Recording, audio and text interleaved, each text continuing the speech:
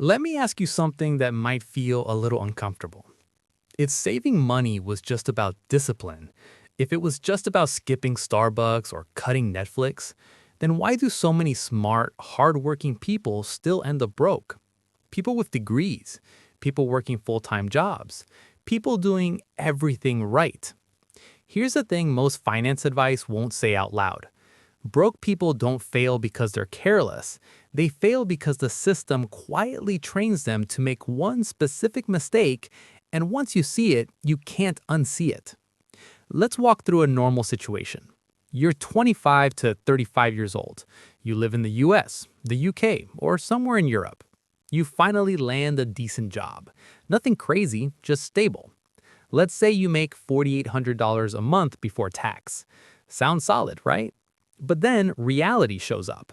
After federal tax, state tax, Social Security, healthcare, your take-home pay is closer to $3,400. That number already feels smaller, but okay, you can work with it. Then the bills start lining up. Your rent or mortgage? About $1,400 if you're lucky, more if you're in a big city. Car payment or transport costs? Let's say $400. Insurance, phone bill, and internet? Another $250. Groceries, gas, basic life stuff? Roughly $500. Student loan minimums? Maybe $300. Now pause. Before you've lived any kind of lifestyle, before entertainment, eating out, clothes, or travel, you're already at about $2,850 out of $3,400. That leaves you $550. And this is where things quietly fall apart because life doesn't stop at spreadsheets. Friends want to hang out. Your phone upgrade is only $40 a month. Your credit card says you've earned a limit increase, so you spend a little. Not irresponsibly, just normally. 120 eating out, 90 subscriptions and apps, $80 clothes, 150 random expenses you didn't plan for. Suddenly, the $550 is gone. And people say, see, I can't save. But that's not the real problem. The real reason broke people can't save isn't low income and it's not lack of discipline. It's when they try to save. Most people treat saving like something you do after life happens. Whatever's left at the end of the month, that's what they plan to save. Which sounds logical, but mathematically it's a trap. Because modern life is designed to eat leftovers. Every subscription, every easy payment, every buy now, pay later option. They don't attack your paycheck, they attack what's left. And there's always something left to attack. Let's do painfully simple math. Say you tell yourself, I'll save whatever's left. On average, that ends up being $100 a month, and some months, zero. $100 a month is $1,200 a year.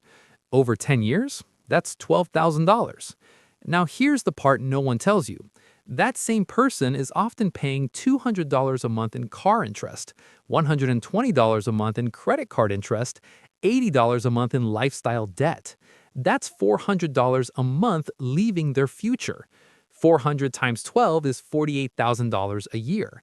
$48,000 times 10 is $48,000.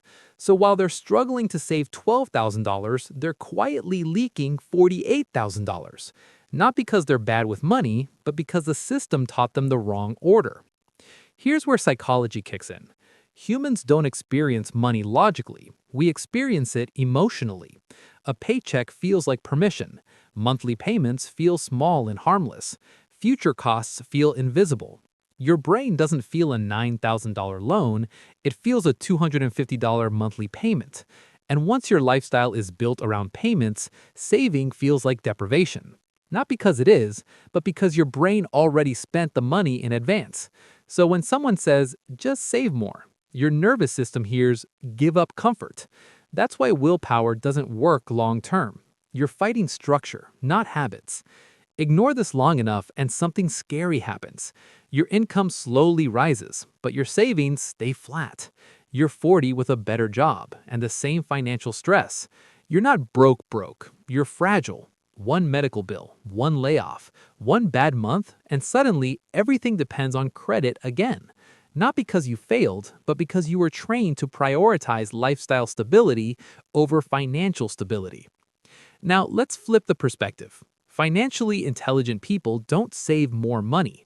They save earlier money.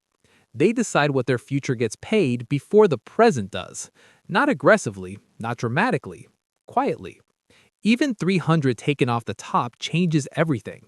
Because now the math reverses. Savings is no longer leftovers, it's a fixed expense. And life adjusts around it. Not perfectly, not instantly, but structurally. They don't feel richer, they feel calmer. Because progress stops being optional. So the reason broke people can't save isn't laziness, ignorance, or lack of effort. It's timing. Saving at the end of the month in a system designed to consume leftovers is like trying to stay dry in the rain by hoping fewer drops fall on you. Once you understand that, the shame disappears, and clarity replaces it.